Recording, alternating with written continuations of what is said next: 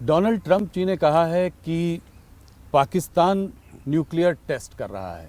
उन्होंने ये कहा है कि रशिया और चाइना जो आज कर रहे हैं, इसको देखते हुए, इसको नज़र रखते हुए हो सकता है अमेरिका भी ऐसा कुछ करने का प्रयास करे, कुछ करना सोचे। चाहता है करे। जी, भारत इसका क्या करेगा? क्या भारत भी कुछ न्यूक्लियर टेस्ट करेगा? ये सवाल है मेरा। भारत क्या करेगा ये तो भविष्य ही बतलाएगा, लेकिन जिसको जो करना है वो करे।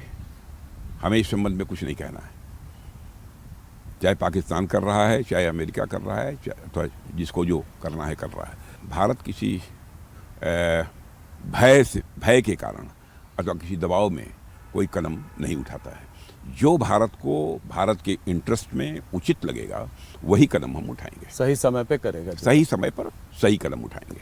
जी, ऑपरेशन सिंदूर के बाद मैं आपसे पहली बार बात कर रहा हूं। मुझे याद है 2024 में आपने कहा था ये भारत वो भारत नहीं है, घर में घुस कर मारेगा। आपने इतने जोरों से बोला था कि पूरे इंटरनेशनल मीडिया ने भी उसको उठाया। ये सच साबित करके दिखा दिया। जी, पर कुछ लोगों का मानना है कि बहुत जल्दी हाथ पीछे खींच लिए।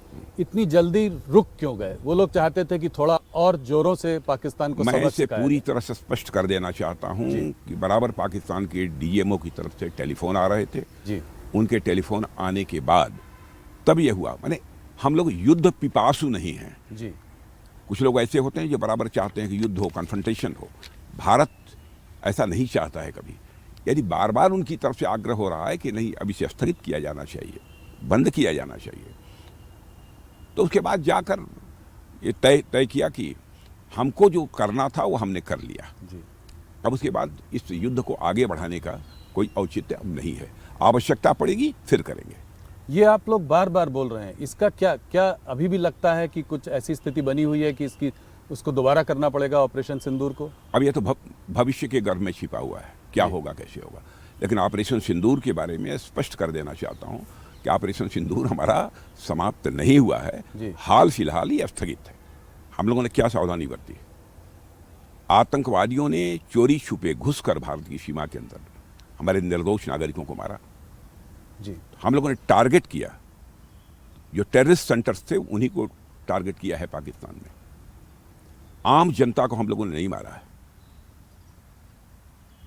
इतनी सावधानी बरतने वाले हमारी इस गवर्नमेंट के ऊपर भी कभी कभी लोग आरोप लगाते हैं कि ये मजहब के आधार पर भेदभाव करते हैं, जात के आधार पर भेदभाव करते हैं।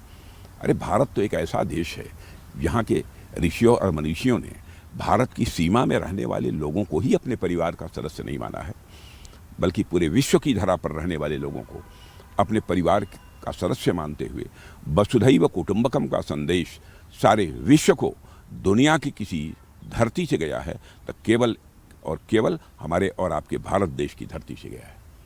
आपने ये बात बड़ी स्पष्टता से आज ही नहीं पहले भी कही है, आपकी सरकार ने भी कही है कि भारत और पाकिस्तान के बीच में और कोई नहीं था, सिर्फ उनके आग्रह से ये वॉर को रोका गया। किसी के दबाव में अथवा किसी के कहने पर ऑपरेशन सिंदूर स्थगित नहीं किया गया है। मैं दो टूक शब्दों में इसे स्पष्ट करना चाहता हूँ। और आप ये जानते होंगे कि राजनीतिक जीवन में पूरा प्रिकॉशन लेता हूँ कि कभी झूठ न बोला जाए। एक भी कोई घटना आप मेरे राजनीतिक जीवन की नहीं बतला सकते हैं। मैंने ठीक है, बचपन में कुछ हुआ हो तो मैं नहीं कह सकता हूँ, प्रारंभिक राजनीतिक जीवन में। देखो उसके बाद मैं सावधानी बरतता हूँ, लेकिन मैं भी इंसान हूँ, कभी कोई गलती हो सकती है। लेकिन इस संबंध में मैं पूरी तरह से आश्वस्त हूँ। जो कुछ भी मैं कह रहा हूँ सोच समझ कर कह रहा हूँ। प्रेसिडेंट ट्रंप ने फिर भी अनेकों बार ये कहा है कि उन्होंने जो है बड़ा रोल इसमें प्ले किया है इसको बंद करवाने में, और क्योंकि हम नहीं माने उसका खामियाजा भी हमें भुगतना पड़ रहा है। हमारे ऊपर टैरिफ लगाया गया है, वीज़ा के तमाम रेस्ट्रिक्शंस आ रहे हैं। इसके बावजूद आपने अभी 10 ईयर का डिफेंस जो है पीट हेग्सेथ के संग 10 इयर्स डिफेंस पैक्ट किया, ऐसा क्यों? वो कह रहे हैं उसके बावजूद हमारे साथ समझौता किया ना। जी हाँ, इसका मतलब कि सारे इंडिकेशंस पॉजिटिव हैं। जी, तो आप मानते हैं कि ये जो तनावपूर्ण की स्थिति जो बनी हुई है दोनों देशों के बीच, अब पहले से बेहतर है? अब इसके बारे में विचार करना पड़ेगा, तनावपूर्ण है कि नहीं है, क्या है, इसके बारे में मैं नहीं बतला सकता। इसके बारे में तो ये जो लोग बोलते हैं वही बतला सकते हैं। इस बार आप लोगों ने पाकिस्तान को डटकर हम लोगों ने सबक सिखाया। टेरर कैंप्स के साथ उनके 11 जो है डिफेंस बेसिस को भी हमने तबाह किया, उसमें क्षति पहुंचाई। इसके बावजूद वहाँ के जनरल मुनीर को प्रमोशन मिला। वो तमाम तरह की बातें करते हैं। क्या पाकिस्तान कभी बाज आएगा अपनी इस तरह की करतूतों से? प्रमोशन मिला कि प्रमोशन उन्होंने ले लिया वो पाकिस्तान के बारे में कुछ कहा नहीं जा सकता। जी, वहाँ पर तो आप जानते हैं कि आर्मी का एक प्रकार से वर्चस्व है। थोड़ा सा पाकिस्तान से हटकर अफगानिस्तान की ओर चलते हैं। अफगानिस्तान के फॉरेन मिनिस्टर मुताकी जी हमारे यहाँ पे आए हुए थे। बिल्कुल। उसी बीच पर दोनों की, पाकिस्तान और अफगानिस्तान के बीच में झड़प भी हुई। पाकिस्तान ने काबुल में बमबाजी भी की। पाकिस्तान का ये कहना है कि इस सब के पीछे भारत का हाथ है, इशारा हमारी तरफ है। क्या ये कहेंगे? पूरी तरह से बेबुनियाद और निराधार आरोप है। हम लोग कहीं भी किसी भी प्रकार के कन्फ्रंटेशन में विश्वास नहीं करते हैं। जी, हम तो पूरे विश्व में शांति चाहते हैं। हम इसी के पक्षधर हैं। हम किसी को ये उकसाएंगे नहीं कि उसके किसी के साथ संघर्ष किया जाए। हाँ, लेकिन हमें कोई छेड़ेगा तो हम छोड़ेंगे नहीं। हमारी नीति पूरी तरह से स्पष्ट है। किसी बैसाखी का सहारा लेकर हम अपने आत्म स्वाभिमान की रक्षा नहीं करते हैं। जी,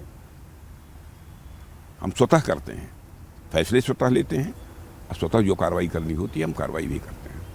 लेकिन हम विश्व में संघर्ष नहीं चाहते। ये हमारी मूल सोच है। अफगानिस्तान और पाकिस्तान के बीच में जो प्रॉब्लम जो चली आ रही है वो ड्यूरेंट लाइन को लेकर है। वो ड्यूरेंट लाइन को लेकर विवाद रहा है। मेरा सवाल आपसे सिंपल सा है, भारत का इसमें क्या मत है? जो भी मामले हैं आपस में सारे देशों को बैठकर सुलझाना चाहिए। हम किसी देश के मामले में हस्तक्षेप नहीं करना चाहते। यदि दोनों देश सहमत हों कि नहीं हस्तक्षेप होना चाहिए, किसी को आकर जो है बातचीत का सिलसिला प्रारंभ करना चाहिए, उस समय सोचा जा सकता है। मान न मान मैं तेरा मेहमान, इसमें हम लोग विश्वास नहीं करते। बांग्लादेश के जो इंटरिम लीडर हैं मोहम्मद यूनुस, वो अक्सर प्रोवोकेटिव स्टेटमेंट्स देते रहते हैं। हाल में उन्होंने एक पाकिस्तान जनरल को जो बांग्लादेश का नक्शा दिया उसमें नॉर्थ ईस्ट बांग्लादेश में था, बांग्लादेश में दिखाया। इस पर आप क्या कहेंगे? बहुत ही दुर्भाग्यपूर्ण है, इससे उनको बचना चाहिए। और जहाँ तक पड़ोसी देशों का प्रश्न है, पड़ोसी देशों के साथ हम अपने रिश्ते बेहतर बनाकर रखना चाहते हैं। किसी भी प्रकार की तनावपूर्ण स्थिति अपने पड़ोसी देशों के साथ हम नहीं चाहते हैं। राजन जी, इससे एक लार्जर बड़ा सवाल ये निकल कर आता है कि आज क्या, एक समय में हम पाकिस्तान से लड़ते रहते थे, पाकिस्तान से हमारा प्रॉब्लम था। उसके बाद गलवान हुआ तो हमारा चाइना से भी थोड़ा तनावपूर्ण माहौल बना रहा। अब बांग्लादेश, तो क्या ये तीनों फ्रंट पर एक तरीके से अशांति का एक माहौल है? 3 फ्रंट हमारे लिए खुल गए। इसको हम कैसे डील करेंगे? इससे हम कैसे आगे निकलेंगे? अब जितनी भी समस्याएं आएंगी, जो भी चैलेंजेस हमारे सामने आएंगे, भारत की वो अपनी क्षमता है कि सारी चैलेंजेस को मीट आउट कर सकती है, सारी चुनौतियों का सामना कर सकती है, उसका समाधान निकाल सकती है। लेकिन हम लोग शांति में विश्वास करने वाले लोग हैं। हम अशांति नहीं चाहते हैं। लेकिन इसका मतलब यह नहीं कि भारत कायर है। भारत के स्वाभिमान पर यदि कोई चोट पहुंचेगी तो भारत उसका मुंह तोड़ जवाब देगा। बस इतना ही मैं कहना चाहूँगा। पड़ोसी देशों में भी स्थिति सहज और सामान्य होनी चाहिए, यह हमारी सोच है। पड़ोसी देशों का जहाँ तक प्रश्न है, पड़ोसी देशों के साथ हम अपने अच्छे रिश्ते बनाकर चलना चाहते हैं। क्योंकि हमारे अटल जी, जो हमारे नेता थे, वो भी बराबर कहा करते थे कि हमें बराबर सावधानी ये बरतनी चाहिए, हमें ये बात ध्यान में रखनी चाहिए कि ज़िंदगी में दोस्त बदल सकते हैं लेकिन पड़ोसी कभी नहीं बदलता।